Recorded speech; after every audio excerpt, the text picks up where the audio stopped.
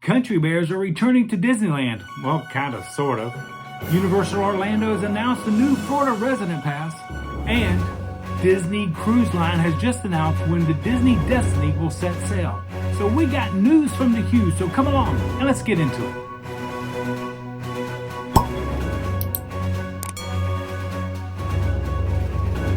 Let's jump right into these news from the queues. The Country Bears are returning to Disneyland, but not in a show, in the food form, just like we like. Country Bears returns to Disneyland in a brand new way as a barbecue restaurant. They will be taking over the Hungry Bear location and bringing their barbecue that they have traveled around the world and found and bringing it to Disneyland. So this will be a new eatery.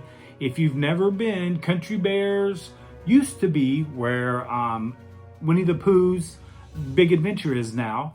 That used to be Country Bears, and Hungry Bear's just around the corner from there. Well, they are turning Hungry Bear into a new dining location, a barbecue location at that. So we cannot wait to go back out to Disneyland once this is open. They have told us details are coming of when we have an opening date and what this is going to look like. So we cannot wait to try the new country. I even love the name. Here's the name. Hungry Bear Barbecue Jamboree. Kind of ties in with the Country Bear Musical Jamboree here in Walt Disney World. So that is a great tie-in. It is nice to have Hungry Bear or have the Country Bears back in Disneyland.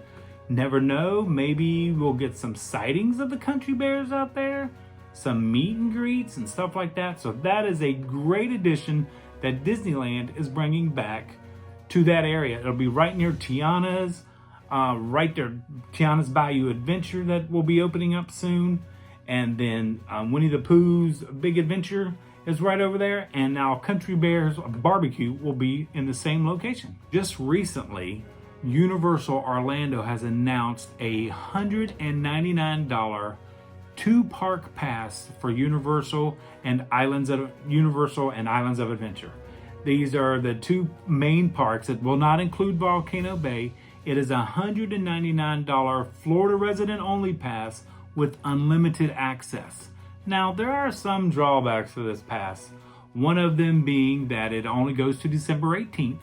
So you kind of miss some of the Christmas events and stuff like that. No free parking.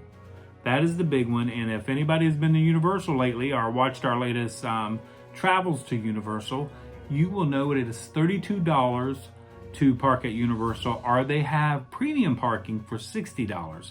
So that is part of this pass that will not be included. And also there will be no discounts on restaurants, merchandise, or hotels. But at $199 starting today and going all the way to December 18th, Florida residents can get in as much as they would like over at those parks. And I think it is a great deal. The parking, though, you gotta remember with the parking, especially at Universal, just after 6, it is free. Remember that, unless there is an event going on. So with Halloween Horror Nights coming up at the end of August, there will not be any free parking on those event nights. So if you do decide to get this pass as a Florida resident, just map out what dates you're going to visit and when you're going to go see. And that way you will be able to utilize that pass the best you can. Now, the one caveat to parking at Universal, which I found interesting. If you are going to the movie theaters and you are seeing a matinee, and you buy a ticket to the matinee, they will validate your parking. So it's almost worth going to see an early matinee, let your parking be validated, and then go visit the parks. So that way you're not paying for parks, you're seeing a great movie, and you get to enjoy all that Universal has to offer. So I really am looking into this pass, but I think we're gonna go with another pass because after visiting there with the kids this past weekend, we absolutely loved it over there. Had a fantastic time. Love the parking garages. Makes the car so much better in Florida. And the fact that you're from City Walk and to the two parks, very easy, very quickly. And there are a ton of locations over there to eat. So We can't wait to start adventuring out into a whole new universe. And then that epic universe is opening in 2025, early part of 2025. We are here in April or May still. So we will see when this park opens, but we cannot wait to go visit all 3 parks. On to our next story, but before we do that, if I could please get you to hit that subscribe button down below, the big maybe thumbs up, and the notification bell. That really helps us with YouTube. We would greatly appreciate you guys doing that for us. And now on to our next story. Next Disney story, and I know there are a lot of tiki collectors out there, tiki mug collectors out there. Trader Sam's has a new tiki mug. It is the Piranha Tiki mug at Trader Sam's. You can find that. They actually offer it in a alcoholic version and a non-alcoholic version, which is very nice. I like that. The non-alcoholic, which you know I would go with, but it is called the Upriver Smiles, which is non-alcoholic. And then they have the Cautious Waters. And just listen to these ingredients. This might be a little strong drink. I don't know if I can handle this one. Cautious Waters. Be cautious when drinking this one. It comes with spiced rum, Kuzan mango rum, Bacardi dragonberry rum. So 3 rums right off the bat. That's a lot of rum. Then it's topped off with lime juice and a Minute Maid passion fruit, orange, pineapple juice, and a hibiscus. Why didn't they just use pog juice? You know, the most favorite drink that everybody loves at Disney, pog juice. But they didn't for this drink. They had the pineapple orange in there and the passion fruit. But anyway, those are the 2 new drinks that are at Trader Sam's with the new Piranha Tiki mug. So if you're a tiki lover, better head over that way and grab one. We have a couple other stories to cover, but before I do that, me and Michelle would just like to thank all of our 8,000 travelers. We now have 8,000 travelers on our YouTube channel. We thank you so very much. Over on our Traveling Around Disney family page on Facebook, we have 950, so we're trying to get to 1,000 there. On our Instagram, Traveling Around Disney, our Traveling Around Disney family, let's see, Traveling Around Disney has 1,600 subscribers there, and Traveling Around Disney family has 2,600 travelers there. So thank you guys so very much for your support. We do have a TikTok page, but I think it's only got like 216. We just don't do a lot of TikToks. I got to learn how to do TikToks. I don't know how to do TikToks. If anybody out there would like to coach me on how to do TikToks, I'd greatly appreciate it. On our last video, I'd ask you guys, because we've got my shelf back here, and as you can see, it's probably changed a little bit. Things have changed around, moved around. But one of our fellow travelers was Jackie H. She says, is there anything on the shelf that is very special to you? And there is something on the shelf very special to me. I will show you that. It is this little beauty right here. Right there. This is called My Best Pal. It is Mickey and Pluto. Let me get it out here real quick. See if I can get it out. There we go. I'm very gentle with this. It's never hung on the tree or anything. That right there is my Christopher Radko. It came from Disney Anna. If anybody remembers the Disney Anna conventions in 1998, right there. Actually, how I acquired this is, not many people know, but Michelle was actually the first person in our family to work for Disney back in 1998. So her and the girls actually came over one day, went to Disney Springs, to the Art of Disney, and they had these ornaments for sale. And they bought me this because they know how much I love Mickey Mouse and his best pal Pluto right there. So this was a limited edition of 1,000. This is number 674 of the 1,000. It is right there on the side. And I think it is signed somewhere. Oh, there it is. Signed right there by Christopher Radko. But this was from the Disney Anna convention way back in 1998. I absolutely love that convention. This is probably my most prized possession. I could get rid of all my Disney stuff except for this, because this was bought by Michelle and the girls when they were little girls, and they actually presented me with a picture of them which I've got to find, of Santa at Disney Springs at the same time. So Jackie H, this is my most prized possession, and thank you so much for asking what back here that was really a special gift to me. And this is it right here. Well, 2 news stories from the Q's involve cruising. Utopia of the Sea, or the world's biggest weekend as they like to call it, has set sail from Port Canaveral for 3 and 4 night cruises. It is the world's 2nd largest ship. It will hold 5,668 guests. That's not including the 2,400 crew members. It has 21 dining locations. It has 23 bars, 5 pools, 3 water slides, and 2 casinos. The only problem I can see, and I absolutely love Perfect Day at Coco Cay that Royal Caribbean offers. If you have the Icon and the Utopia pull into that island on the same day, you are going to be crowded because you're looking at about 12,000 people getting off onto that island. So that would be the only drawback, and goes 3 and 4 nights out of Port Canaveral. I would love to get on this ship. It looks absolutely gorgeous. It is beautiful. I want to get over to Cape Canaveral to see it set sail someday.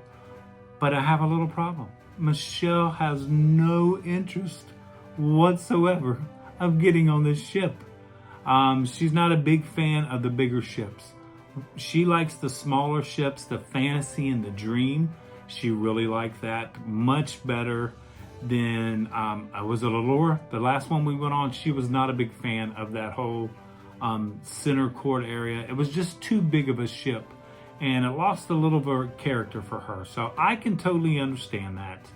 But that cruise ship is now setting sail out of Port Canaveral. So hopefully in the future I can talk her into that. And the other cruise news is that the Disney Cruise Line has announced that the Disney Destiny, which is a villain's hero type themed ship that's coming out, will set sail December of 2025. And from what we're hearing, or from what I've read, I'm not really sure if it's truth or not, but what it will be out of the Port Everglades, Miami area down there, because we will have the Wish and the Treasure out of Port Canaveral here, and the Destiny will go down there. But if you get onto the Disney parks, like I said, always follow Disney Parks on Facebook. They actually will be starting a campaign that you can start seeing what this ship's about, where it's going to go, what its ports are going to be. So this ship, they just announced it today as I'm recording this, that it will set sail in December of 2025. So that's pretty exciting news for cruising. We're not dedicated to any cruise line.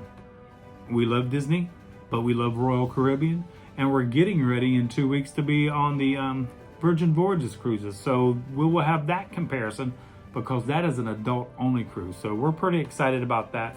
Can't wait to bring you guys all of our adventures there on the, is it Scarlet Lady? Or Valiant Lady? I can't remember which one we're sailing. It's out of Miami, but its first port is Key West, which we have never been to Key West, Florida. Well, Michelle did when she was a little kid. They used to go camping, and when she was a little kid, they made it all the way down to the Keys. I have lived in Florida for 54 years, never gotten close to the Keys. Miami is as further as I've gotten south in Florida, so we can't wait to stop in the Keys, bring you those adventures, and have what they call an authentic key lime pie. Bonus story from the Q's, we have Halloween, Not So Scary Halloween Party, and D23 starting in less than 2 weeks from today, as you guys are watching this. Not So Scary Halloween Party is the 9th, and so is D23, which is kind of a strange one because, you know, usually a lot of content creators will go to the first night of Not So Scary Halloween Party, but D23 is going on, so a lot of them will be out there for that. So I won't even be in the state because I'll be on a cruise, so I won't even be there for the first night of Not So Scary Halloween Party. Michelle won't be there, none of the kids, so it's going to be interesting to see how all the Disney fans handle these two events coinciding at the same time. Now remember, on the D23, it's really August 10th is the date that you really want to worry about. August 10th as the announcements, the big park announcements, when usually Josh tomorrow comes out, and that's when they make the big announcement. And everybody's hoping for some big announcement this year, not those blue sky announcement, those far off in dreamland announcements. They want some hard credited announcements. So that will be August 10th, and it will be at 10 p.m. Eastern and 7 p.m. Pacific, and I think 3 a.m. European time when they'll start doing those announcements. And usually, like we've said before, they're usually on YouTube. They usually either D23 or Disney Parks will broadcast it live. Of course, the Not So Scary Halloween party will be the 9th, and everybody's excited for that. I don't think we'll get to the Not So Scary Halloween party this year. I might have spoke a little too quickly about, do want to do Jollywood Nights, but Very Merry Christmas Party, I think we might slide into that one also, because I forget just what a great time that party is, and I don't want to miss the parade. So those we cannot wait for coming up. Like I said, we'll be on our cruise, so I won't be able to cover any of those going on. Remember, some people have asked about when there's parties, how's the park during the day? The park is usually a little less crowded during the day when it's a party night. Just got to get out of there before 4, because that's when everybody starts to come and it gets busy out there. So just be ready. But if you get up bright and early, and you can go to the parks and go to Magic Kingdom and enjoy that, and then when all the party starts, remember, you won't be the only one that, if you're not going to a party, that you got to go to 2 other parks, because usually Animal Kingdom is closed by then.